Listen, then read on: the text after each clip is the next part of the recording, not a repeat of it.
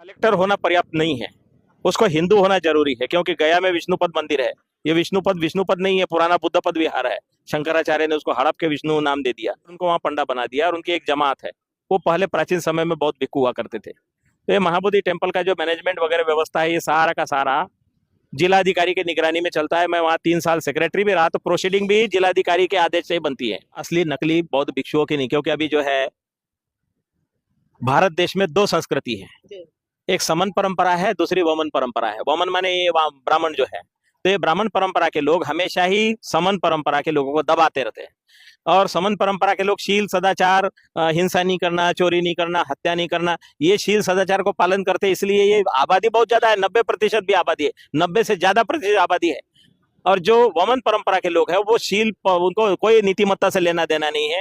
वो कब माने क्रूर है, हिंसक है, और वो हिंसा के बल पर ही वो लोगों को दबाए रखते हैं। ये बोध गया टेम्पल एक्ट 1949 जो बना हुआ है, ये बौद्ध विरोधी है, सिख विरोधी है, लिंगायत जैन विरोधी है, पारसी विरोधी है, भारत के लोकतंत्र विरोधी है।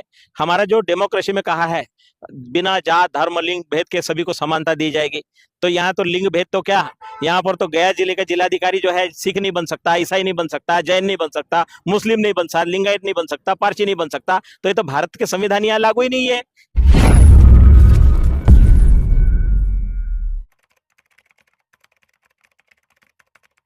साथियों, मैं हूं आज बोध गया। जी हाँ, बोध गया में पिछले 44 दिन से लगातार महाबोधि महाविहार को लेकर आंदोलन चल रहा है। और जो बौद्धों की मांग है, लगातार वही मांग है कि जो 1949 में जो एक्ट पारित हुआ था, और जिस तरह से जो कमेटी बनी थी, 4 बौद्ध 4 हिंदू और एक जो यहाँ का लोकल डीएम है, यानी कि वो भी हिंदू है, तो इसको लेकर एक कमेटी निर्धारित की गई थी। और तभी से लेकर आज तक ये आंदोलन चरम सीमा पर है। इससे पहले भी 1995 में ये आंदोलन हुआ, उसमें क्या कमियां रही, क्या नहीं रही, इन सभी विषय पर चर्चा करेंगे। आज यहाँ पर आप देख सकते हैं कि तमाम जो भिक्खु संघ है वो उपस्थित है, उपासक उपासिकाएं हैं, तमाम देश के अलग अलग कोने से लोग आ रहे हैं, अपनी आवाज को बुलंद कर रहे हैं। यहाँ पर मेरे साथ में भंते जी हैं, उनसे जुड़ने का मैं प्रयास करूंगी और जानने का प्रयास करूंगी कि जो ये आंदोलन है, इसको किस तरह से देख रहे हैं और आगे जो एक दिशा व दशा होगी किस तरह से निर्धारित होगी। भंते जी, आपका स्वागत है एनबी न्यूज में। वो उनको लीजिए ना। नहीं भंते जी, आप इसको लीड कर रहे हैं, तो इसलिए मैं चर्चा थोड़ा सा आपसे कर जी। मैं तो ये व्यवस्था जो चल रही है उसके साथ में हूँ। आप भिक्खु संघ की तरफ से लीड नहीं कर रहे हैं? मैं लीड नहीं कर रहा हूँ, ये तमाम बनते लोग जो है हमारे साथ में, हमारे सब साथी है, मतलब सभी साथी है ना।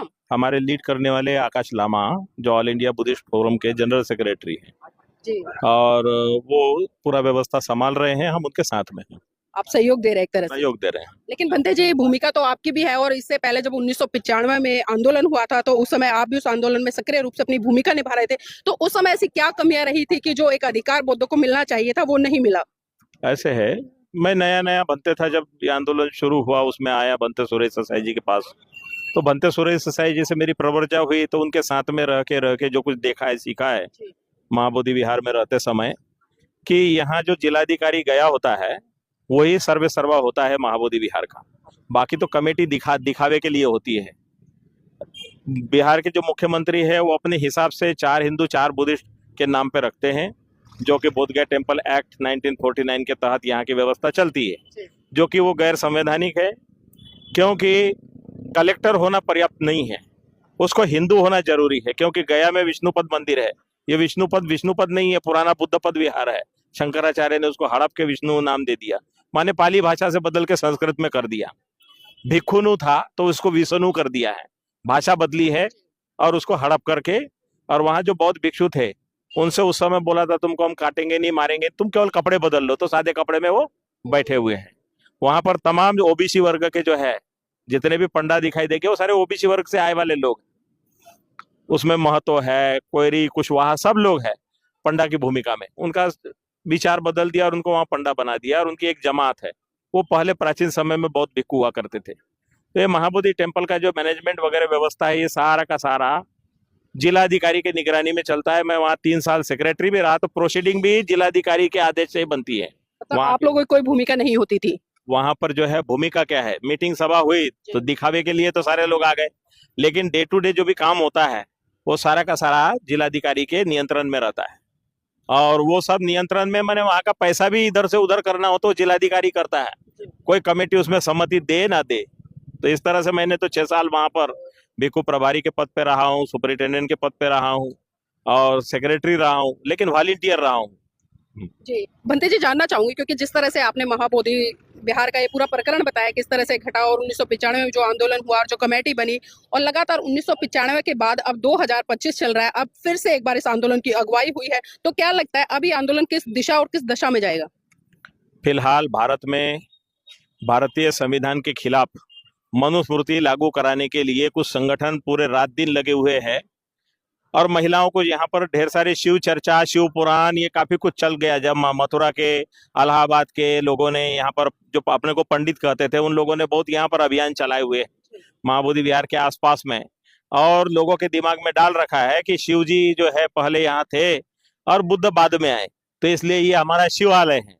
तो महाबोधि विहार को शिवालय बता करके उस पे कब्जा बनाए हुए हैं और लोगों के दिमाग में भी डाल ये शिवालय है। तो यहाँ पर लोकल में जो जनता है, जो विशेषतः गांव देहातों में रह रही है, महिलाएं वगैरह, उनके दिमाग में जो जो बातें मनुवादी व्यवस्था ने डाली हुई है वही उनके दिमाग में, उनको नया चीज मालूम नहीं है। लोकल में जितने भी लोग हैं वो बुद्धिस्ट लोगों को विदेशी समझते हैं और बुद्ध को भी वो विदेशी समझते हैं, क्योंकि वो भूल गए अपने इतिहास को, वो भूल गए महान सम्राट अशोक की विरासत को कि हमारा है। जी, तो बंते जी अभी वर्तमान में जिस तरह से जो 9 लोगों की कमेटी है, 4 बौद्ध है, 4 हिंदू है और एक जो लोकल एसडीएम है वो भी हिंदू है, तो जो 4 बौद्ध और 4 हिंदू है वो इस आंदोलन में अपनी उपस्थिति दर्ज करा रहे हैं? ऐसे वो कमेटी दिखावे के लिए होती है, कागज के ऊपर में 3 महीना पे बैठक होती है, लोग आते हैं वहाँ 1.5-2 घंटे बैठते हैं, चाय पानी नाश्ता खाते पीते हैं, उसके बाद टीए लेके चले जाते हैं। उनको तो केवल नाम है कि हम कमेटी में मेंबर है, वो कोई इस तरह से नहीं है कि जो बौद्धों के बीच प्रतिष्ठित हो, बौद्धों के बीच जिनकी जानकारी हो। कोई नहीं जानता है कि कौन कहाँ का बुद्धिस्ट है, केवल कागज पे होते हैं। वहाँ बोर्ड पे अंदर वो रिसेप्शन हॉल है, उसमें टांग देते हैं कि ये मेंबर है। तो बंते जी जो असली बौद्ध भिक्खु है और नकली बौद्ध भिक्खु, इसकी पहचान कैसे करी जाए? असली नकली बौद्ध भिक्षुओं की नहीं, क्योंकि अभी जो है भारत देश में 2 संस्कृति है, एक समन परंपरा है, दूसरी वमन परंपरा है। वमन माने ये ब्राह्मण जो है, तो ये ब्राह्मण परंपरा के लोग हमेशा ही समन परंपरा के लोगों को दबाते रहते हैं। और समन परंपरा के लोग शील सदाचार, हिंसा नहीं करना, चोरी नहीं करना, हत्या नहीं करना, ये शील सदाचार को पालन करते हैं। इसलिए ये आबादी बहुत ज्यादा है, 90% भी आबादी है, 90 से ज्यादा प्रतिशत आबादी है। और जो वमन परंपरा के लोग हैं वो शील, उनको कोई नीतिमत्ता से लेना देना नहीं है, वो कब माने क्रूर है, हिंसक है, और वो हिंसा के बल पर ही वो लोगों को दबाए रखते हैं। जी, पंडित जी आज हमने देखा है कि बहुत सारे बौद्ध भिक्खु ऐसे जो हेयर स्टाइल भी रखते हैं, डाई भी करवाते हैं, तो क्या उनको हम कह सकते हैं कि विनय के अनुसार वो बौद्ध भिक्खु हैं? ऐसे है, अब यहाँ पर जो है बड़े बड़े संगठन बना करके बैठे वाले जो लोग हैं, वो लोग आश्रय देते हैं कि जो कुछ भी गलत काम कर रहे मेरे पास आ जाओ, चोरी डकैती करो मेरे पास आ जाओ। तो इसलिए उनको एक जो मीडिया है, भारत का मीडिया, जो गोदी मीडिया कहते हैं, मनुवादी मीडिया है, तो मनुवादी मीडिया, गोदी मीडिया के लोग उनको क्या करते हैं, आश्रय देकर के, सुरक्षा देकर के उनको बढ़ावा देते हैं।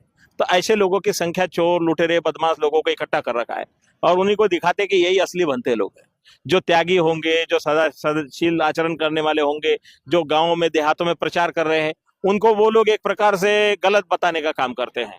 तो इसलिए ये बहुत सदियों से चलते रहा है और बौद्ध भिक्षुओं का कत्लेआम करके यहाँ तो खत्म कर दिए थे समन परंपरा को, जो पूरा इतिहास हम जान रहे हैं। तो ऐसे बौद्ध भिक्खुओं पे भिक्खु जी जो लगाम है वो किस तरह से लगाई जाए, क्योंकि आज आरएसएस के द्वारा भी काफी बौद्ध भिक्खु नकली उतार दिए गए हैं जिस तरह से हम देख रहे हैं समाज में, और वो जाकर विष्णु का अवतार है, इस तरह से बुद्ध, इस तरह का भी प्रचार कर रहे हैं और भी तमाम तरह की चीजें जिनको लेकर वो चर्चा कर रहे हैं। तो इसमें आप लोग किस दिशा में काम कर रहे हैं, थोड़ा सा इस पर प्रकाश डालें। देखो, भगवान बुद्ध ने जो भी धम्म दिया है वो स्वयं के व्यक्तिगत कल्याण के लिए दिया है कि हम अपने नैतिक बल को मजबूत करें, अपने शील सदाचार का आचरण करें। हम दूसरे को नहीं सुधार सकते, हम दूसरे पर अंकुश नहीं लगा सकते, हम अपने बारे में बता सकते हैं कि मैं अपने वाणी पर कंट्रोल करूं, मैं अपने आचरण को ठीक करूं, क्योंकि मैं अपने कर्मों का मालिक हूं। मेरे को जो भी अच्छा बुरा करना है मुझे ही भोगना है, उसी कर्मों से मेरा आगे का जो भविष्य बनने वाला है वो मेरे कर्मों से बनेगा। इसलिए क्या अच्छा है क्या बुरा है, तथागत बुद्ध ने भी कभी किसी को जबरदस्ती नहीं बोला कि तुमको ऐसे ही करना पड़ेगा। तो ये स्वेच्छा से जो लोग आ रहे हैं हमारे पास, स्वेच्छा से आ रहे हैं, जो सच्चाई को जानते हैं वो स्वेच्छा से आते हैं। तो हमें ना धन का लालच है, ना पद का लालच है, ना हमें कोई कुछ ये चाहिए। महाबोधि विहार ये दुनिया के बौद्धों की विरासत है। महान सम्राट अशोक ने दुनिया के कल्याण के लिए बुद्ध का धम्म को सब संसार में फैलाने का काम किया। उस समय तमाम अरब भिक्खु काबुल, कंदारा, अफगानिस्तान तक के गए, इधर जावा, सुमात्रा, सारा देशों में जाकर प्रचार किया। उनके बेटा और बेटी लंका में जाके प्रचार किया।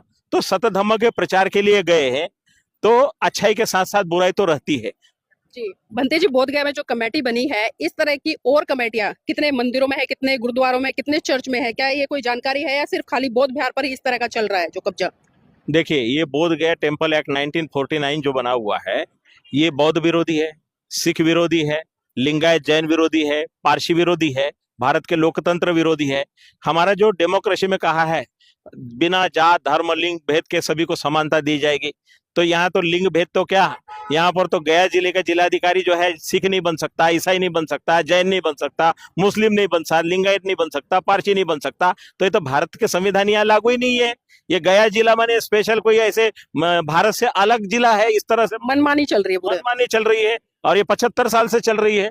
तो इसलिए तमाम जितने भी माइनॉरिटीज है, ये सब के खिलाफ कानून है और ये लोकतंत्र माने भारत के संविधान के खिलाफ वाला, तो इसको छोटे माने पंडित जी, आज भारत देश में हमारे पास में न्याय के तौर पर अगर देखें तो सुप्रीम कोर्ट है, तो सुप्रीम कोर्ट में इस मुद्दे को लेकर याचिका क्यों नहीं फाइल कर रहे हैं? ऐसे है, सुप्रीम कोर्ट से लगा के नीचे से ऊपर तक सारे वही बैठे हुए हैं जो मनुस्मृति वाले हैं। मनुस्मृति में से आए वाले लोग हैं, दिखावे के लिए शपथ तो लेते हैं भारतीय संविधान की, लेकिन सारा उनका आचरण जो है मनुस्मृति वाला है। वो महिला विरोधी लोग हैं। अभी अभी एक बयान सुना मैंने कि वो नाड़ा खोल लो, ये कर लो, वो कर लो, तो वो रेप नहीं माना जाएगा। तो ऐसे लोग जो न्यायालय में बैठे हैं, तो ये तो मनुस्मृति वाले हैं। अब जो सर्वसाधारण 90% चिल्लाने वाली जनता है, वो तो माने बिल्कुल लूली लंगड़े लाचार अपने को मनती के। पंडित जी, जी जी, जिस तरह से आप बात कर रहे हैं और कह रहे हैं कि ना तो न्याय पे विश्वास है, ना ही शासन पे विश्वास है, मतलब प्रशासन और शासन दोनों ही एक तरह से आप लोगों के विरुद्ध है, तो ये आंदोलन फिर किस तरह से आगे बढ़ेगा और किस तरह से बौद्धों को न्याय मिलेगा? देखो, हम बौद्ध भिक्षु हैं, हिंसा में विश्वास नहीं करते। हम लोग बैठ करके शांति से मौन से दुनिया के लोगों को दिखा रहे, देखो भाई हम अन्याय हो रहा है, अन्याय के खिलाफ तुम्हारा काम है बोलना। हम तो अपने स्तर पे जो बोलना है बोलेंगे, लेकिन जो हमारे पास आएगा, जैसे आप लोग सोशल मीडिया के माध्यम से आए, जो आपकी ड्यूटी है सच को आवाज, लोगों की आवाज को उठाना, तो लोग बोलें कि भाई ये अत्याचार है। नहीं, पूरे देश में भंते जी जगह जगह पर हम देख रहे हैं लोग ज्ञापन दे रहे हैं राष्ट्रपति के नाम पर। हमने भी दिल्ली में 3-4 जगह ज्ञापन दिया एसडीएम को, और लेकिन उसके बावजूद भी देख रहे हैं कि कोई बड़ा बदलाव देखने को नहीं मिल रहा। आज 44वां दिन है और 44 दिन से लगातार भिक्षु संघ यहाँ पर बैठा, उपासक उपासिका आ रहे हैं जा रहे हैं, तो मजबूती किस तरह से मिलेगी? अभी जो है बहुजन समाज जिसको बोलते हैं, वो एक तो भरपेट खाना नहीं मिलता, मान सम्मान नहीं है, इसलिए वो लोग भरपेट खाना और मान सम्मान के फेर में थोड़ा आलसा गए हैं। तो इसलिए वो जितनी संख्या दिखाई देनी नहीं दिखाई देती, क्योंकि जो त्याग करने वाले लोग हैं उनकी कमी है। त्यागी लोगों की कमी होने की वजह से लोग सुविधा अनुसार टिकट खोजते हैं, और जो आतंकी मानसिकता के लोग हैं जो कब्जा करके बैठे हैं, वो तो बहुत जागरूक है, और बाकी लोग जो है आते हैं, नारे लगाते हैं, बैनर टांगते हैं और खिसक जाते हैं। आते हैं, नारे लगाते हैं, जोर जोर से ऐसे गला फाड़ फाड़ के 10 मिनट 15 मिनट तक के पूरा जोश दिखाएंगे। उनको कहेंगे कि दिन भर बैठ, तो दिन भर नहीं बैठते, नारेजीवी हो गए हैं, नारेजीवी हो गए हैं। और बहुत से लोग तो परजीवी हो गए कि किसी ने भेज दिया तो उसकी ओर से आकर के यहाँ हल्ला मचार चले गए। लेकिन भंते जी, एक चीज और देख रहे हैं इस आंदोलन में हम, कि जैसे कि बौद्ध भिक्षु संघ में से कुछ भिक्षु भी हैं, कुछ उपासक उपासिकाएं भी, वो सोशल मीडिया पर इस तरह से चला रहे हैं जैसे वही इस आंदोलन को लीड कर रहे हैं। तो उनके लिए किस तरह से यहाँ पर भिक्षु संघ के तरफ से एक व्यवस्था की गई है ताकि ये जो आंदोलन सार्वजनिक रूप से सबके लिए रहे, किसी विशेष का आंदोलन ना बने? ऐसे हम लोगों ने कुछ नियम बनाए थे, क्योंकि कोई आके कुछ भी बोल देगा तो ये सारे लोगों को परिणाम भोगना पड़ेगा। इसलिए हमने बोलेगा कि ये हमने ऑल इंडिया बुद्धिस्ट फोरम और बौद्ध संगठनों की ओर से जो ये मूवमेंट चलाया जा रहा है, तो हमने 10 लोगों की एक सूची बनाई है कि यही लोग प्रवक्ता माने यहाँ से बोलेंगे, और वही जिलाधिकारी को दे दिया है कि यही लोगों की बात मानी जाएगी। बाकी कोई भी आएगा, कुछ भी अंदर बैठ करके फोटो खिंचाएगा, कुछ भी बोल देगा, उसके लिए हम लोग जिम्मेवार नहीं। और एक सवाल और बनते जी, जिस तरह से दान को लेकर अगर कोई दान दे रहा है तो यहाँ पर देना चाहिए, लेकिन हम देख रहे हैं कि सोशल मीडिया पर अलग अलग जो अकाउंट है वो शेयर किए जा रहे हैं कि भाई आप इस आंदोलन को मजबूत करने के लिए दान दीजिए, तो इस पर क्या कहेंगे, किस तरह से कंट्रोल करेंगे? ऐसे है कि जनता जो है भड़काऊ भाषण देखती है, भड़काऊ चेहरा देखती है, और बहुत लोग माहिर है ड्रामा करने में, इमोशन ये करके, और वो बनाते हैं, लोगों को लगता है यही नेता है, यही लोग चला रहे हैं। तो इस तरह से बहुत से लोग अपने अपने ढंग से, अपने प्रभाव से लोगों को इमोशनल करके, और वो अपना अपना कुछ कर रहे हैं, लेकिन वो गलत है। नहीं, ये तो आंदोलन को कमजोर करने का प्रयास है ना एक तरह से, अगर हम इस तरह से देखें, जैसे मैंने बताया, आपने भी बताया और चर्चा भी की।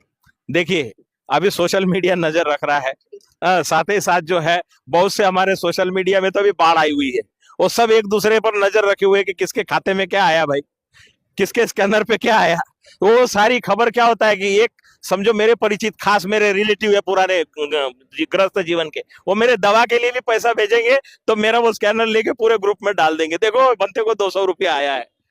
फिर वो लामा के पास बोलेंगे देखो 200 रुपया उसके बंदे के पास आया है।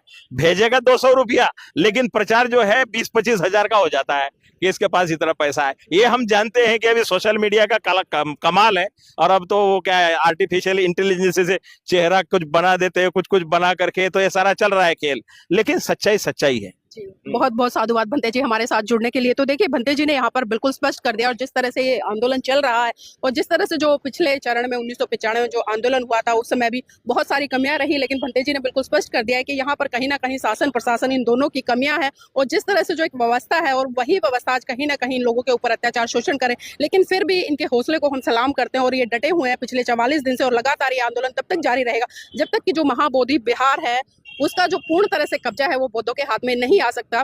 तो साथियों मैं चाहूंगी आप इस वीडियो को लाइक करें, शेयर करें और कमेंट करके जरूर बताएं कि ये आंदोलन किस तरह से आप इसको देख रहे हैं और इसमें अपनी भूमिका किस तरह से निभा सकते हैं।